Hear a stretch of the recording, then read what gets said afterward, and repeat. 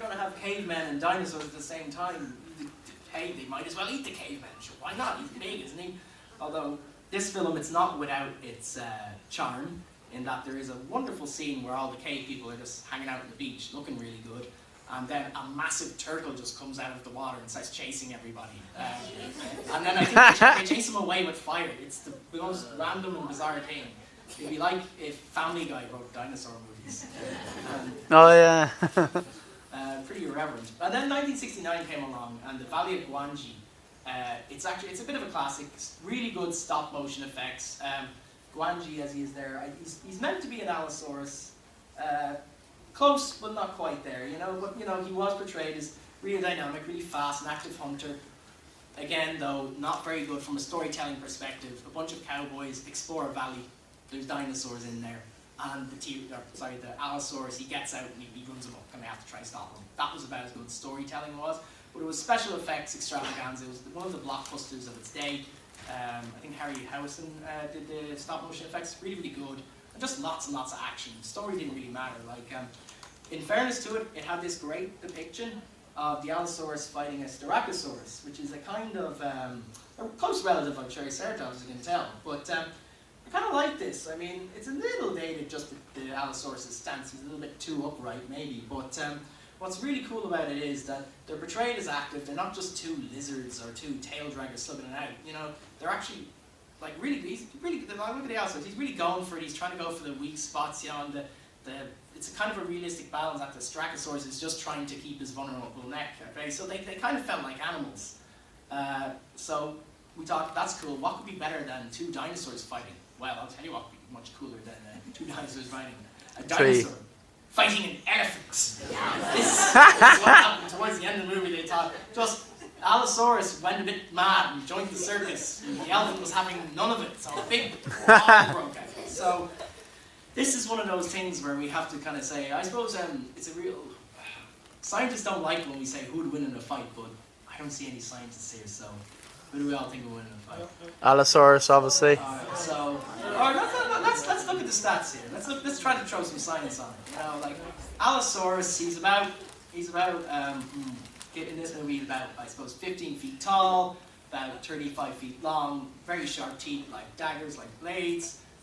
Probably very old, 160 million years old, but eyes on the side of his head, good peripheral vision, probably not that bright by today's standards. The elephant, about the same height as the Allosaurus, good bit heavier, probably not as fast, but a lot smarter, good tusks and a trunk for distracting and swatting away, whatever. So, show of voices. So if you think Allosaurus would win, can I hear you say?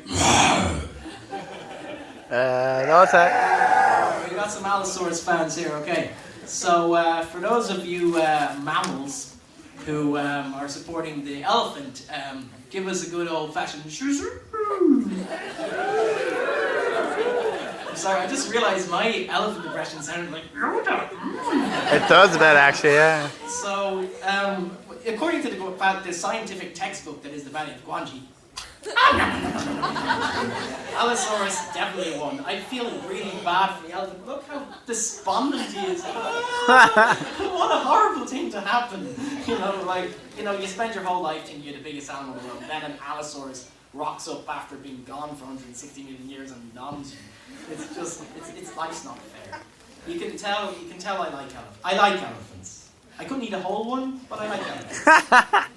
So, the Valley of Gwangi was a rare example of a fun, not scientifically accurate, but a fun dinosaur movie in the 60s. So then we moved on to the 70s, and when Dinosaurs Ruled the Earth came out, I suppose it's everything that was right and wrong with dinosaurs at the time. They had some nice, see that Chasmosaurus guy, he's the guy that looks like a Triceratops. He's done with really good claymation effects, and a pretty good depiction of what a dinosaur should look like at the time. I don't know why there's I just realised there's a naked man lying beside him. Yeah, that's kind of weird. My point is moot. But then up top right, you have a lizard dressed up as a Triceratops. I don't get it. They made a perfectly good Triceratops looking dinosaur, and then they stuck spikes on a lizard. It beggars belief. And then of course as well, just a bunch of scantily clad genre actors running around on the beach, So people were kind of getting a little bit sick of this kind of stuff, so this kind of signaled the end of the Western cinema's love affair with dinosaurs. People just said enough is enough. These films, they're trashy, they're indecent, they're just not good. So in the Western cinema, dinosaurs really went extinct, so to speak.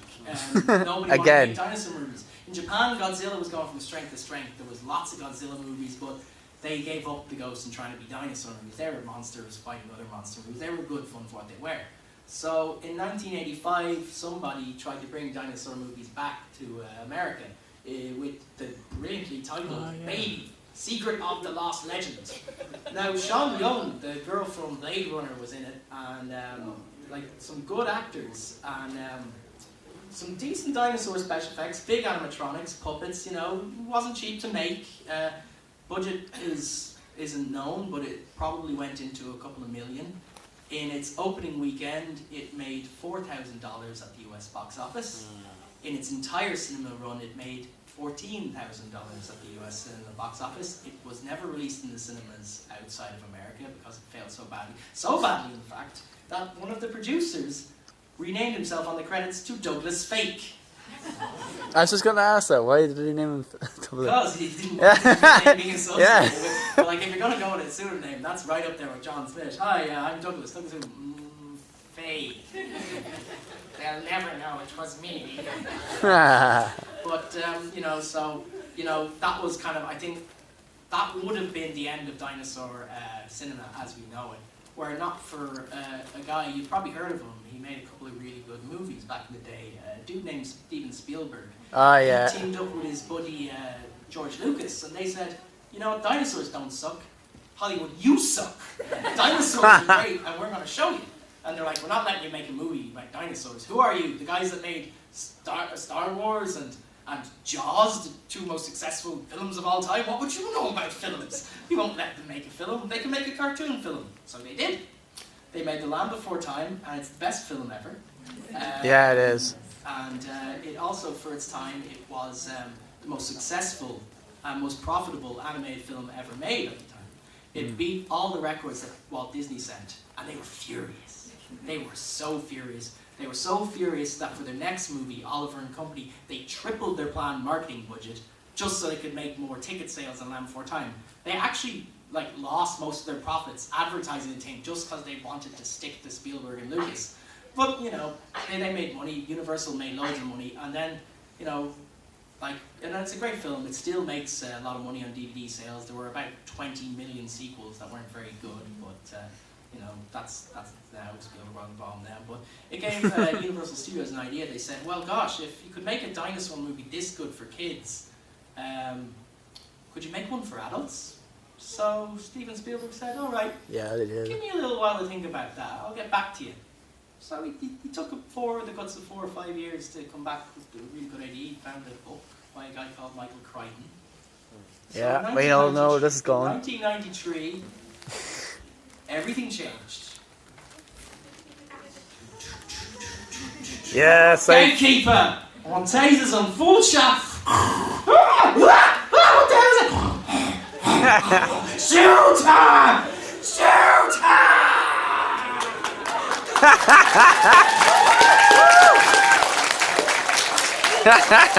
Amateur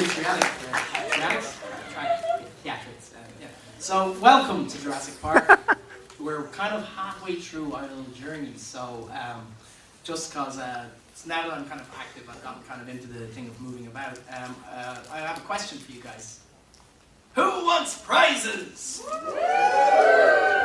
So what we're going to do is, I'm just going to walk around, going to ask some dinosaur questions, and if you think you know the answer, you can win yourself a prize.